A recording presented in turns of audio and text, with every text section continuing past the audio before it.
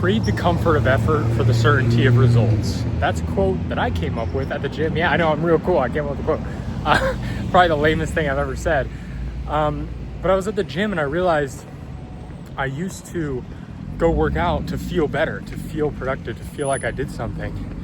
But that is the comfort of effort versus the certainty of results, meaning doing what you know is required. Like, a lot of us go to the gym, we don't go completely to failure, push ourselves as hard as we possibly can every single day and max out that muscle until we can't use it anymore.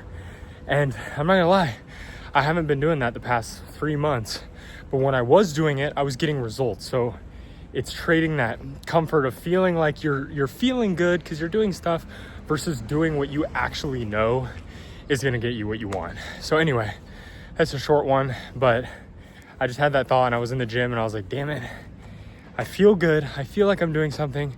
I am trying, but I'm not trying my hardest. And I know working out is really humbling because you really have to give it your absolute maximum, all your most effort possible. But it applies to business, it applies to everything else. You always have to try a lot harder than you think. And so that's my message of the day and my lame ass quoting myself. But anyway,